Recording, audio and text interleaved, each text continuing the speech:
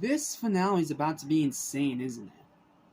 Well, I mean, I already know that because I've already watched these final three episodes, but still, does this episode leave you with some pretty exciting revelations leading into its finale? Let's not waste any time and just talk about it. What's up? What's happening? What's going on, everybody? Welcome back to Music Station, which is for anything animation, including humanity, survival against Titans, as well as TV and movies. I'm your host and local anime fan, Jackson Small. We're going back to Attack on August Chapter 2, Season 2, Episode 11, aka Episode 36 of Attack on Titan titled Charge. Let's go straight into it. Summary, no overview, here we go. Ymir escapes the forest of giant trees carrying Historia in her Titan's mouth. When Ymir nears the edge of the forest, Reiner transforms into the Armored Titan and begins their escape.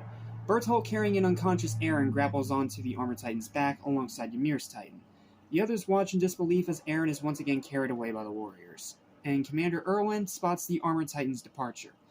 Immediately formulating a plan, Erwin rallies the scouts, the garrison, and the military police into action, urging them to follow his lead with the pursuing Titans. Despite initial outrage and hesitation from the military police, the soldiers follow Erwin's lead as Hans leads the recruits in pursuit of the Armored Titan. On the chase, Mikasa decides that she will not hesitate in killing whoever prevents her from rescuing Eren this time. Meanwhile, Ymir removes Historia from her Titan's mouth, partially emerging from her nape to speak with her. Ymir explains that she has joined Reiner and Bertolt for a better life beyond the doomed walls. Historia is doubtful that the world beyond the walls could be a better place to live, and wonders if Ymir is being forced to carry out her previous actions. But Bertolt tells her that Ymir is in fact the one pulling the strings and forcing them to take Historia. The scouts closing their distance, and Ymir's fickle allegiances worrying Bertolt. Ymir confesses to Historia that she only brought her for her own sake, desiring to have a chance of survival by pardoning the murder of their comrade from 5 years ago. Due to her family's close ties with the Order of the Walls, Historia is a valued asset for the warriors. Despite Ymir's selfish motives, Historia assures her that she will always be by her side. No, just cute. As Eren begins to wake up, the scouts attempt to slow the Armored Titan. Ymir keeps them away until Mikasa arrives and slashes out one of her eyes, going for a killing blow against the terrified Bertolt. Reiner immediately shields Bertolt against his neck, and Mikasa breaks her blades trying to get Bertolt, glaring at him between the Armored Titan's fingers. In a shot that will seep deep into your soul. Ymir swings at Mikasa and she, prepared to kill Ymir, turns her attention toward her until Historia comes between them, claiming that Ymir is being forced to join Reiner and Bertolt. Mikasa shows no sympathy, saying that she will kill Ymir if the two prevent her from rescuing Eren, ordering Historia to choose her side. Listening to Historia's pleas and seeing Mikasa's resolve, Ymir stands down. And yeah, this is when we start getting that badass, relentless, merciless version of Mikasa again, which we haven't seen in a while, so it's nice to see it finally return. Just a shame it's in the final 2 episodes of the season. When the other recruits catch up with the Armored Titan, Jean attempts to convince Bertolt to come out. Connie and Sasha are still in disbelief of their betrayal, and rightfully so, because they thought they were all friends. Jean recalls the years they trained together and starts joking around about Bertolt's absurd sleeping positions, which the cadets would use to predict the weather. But Jean's usual jokey attitude soon disappears as his emotions get the better of him, asking how Bertolt could sleep so soundly next to his victims. Ouch. Connie reminds Bertolt of their plans of growing old and reminiscing over drinks once it was all over, asking if it was all a lie. Mikasa shows no compassion, reminding the others that he must die for them to rescue Eren, stating that it was their choice to do this. The harsh reality as friendships are broken and allegiances are put to their test.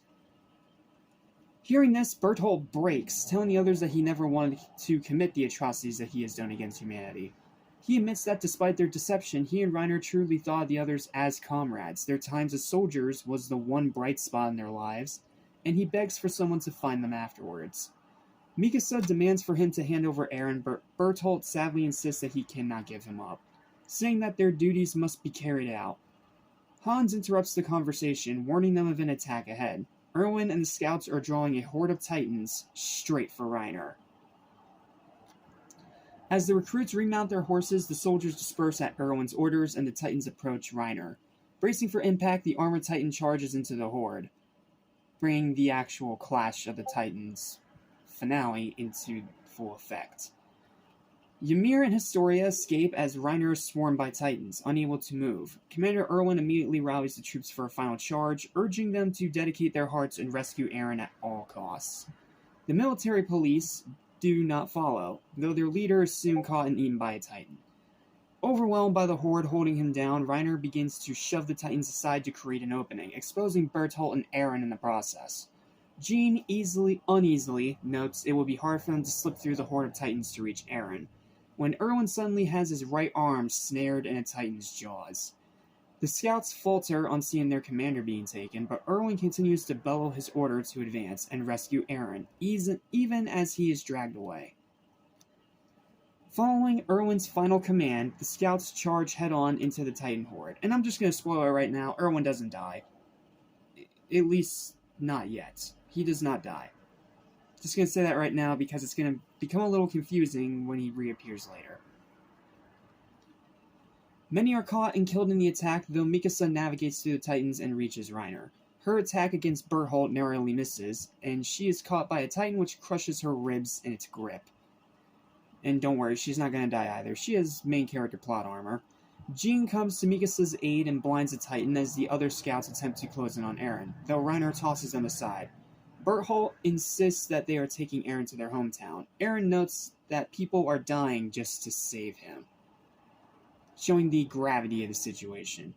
Armin approaches Bertholdt, wondering to himself what he must sacrifice to resolve the situation. Recalling Bertholdt's affection for Annie, Armin formulates a cruel bluff. He asks the warriors if they are willing to abandon Annie, who he claims had been taken to Utopia District in the far north to be tortured. He pries further, claiming that Annie is enduring every kind of suffering imaginable since her capture. Bertholdt snaps, calling Armin a spawn of the devil, and prepares to attack.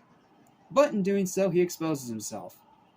Suddenly, Erwin, with the loss of his right arm, lunges upward and slashes Bertholdt across the chest, cutting through Eren's bonds, and somehow not wounding Bertholdt. I don't know how that works. Mikasa catches him as he falls despite her injuries. With Eren rescued, the scouts immediately retreat. Historia kills a Titan, overpowering Ymir's, getting her first Titan kill, and Connie catches her in their retreat. As Ymir follows, Historia urges him to let her go, saying that she and Ymir must go with Reiner and Bertholdt for Ymir's sake. Sasha believes that Ymir must be lying, and Connie agrees, saying that Ymir has only ever acted when Historia's safety was at risk. Suddenly, a Titan soaring overhead crashes in ahead of the scouts. In the distance, Reiner is throwing Titans at the soldiers in a last resort attack. And Eren and Mikasa are dismounted in the chaos. Mikasa attempts to stand, but her injury is worsened from this sudden attack and falling off the horse, because she already had her ribs crushed.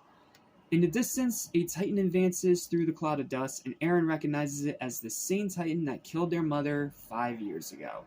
The dreaded, evil, smiling Titan. And that's where the episode ends. Yeah, it ends on that note, with that horrific Titan returning after all these years. Apparently, to finish off what it started. And that's the episode. Needless to say, a lot happened. And now that Eren is finally free, Reiner's lost himself, and Bertholdt ended up falling straight into Armin's cruel trap. And now Eren and Mikasa are face to face with the Titan that killed their mother 5 years ago.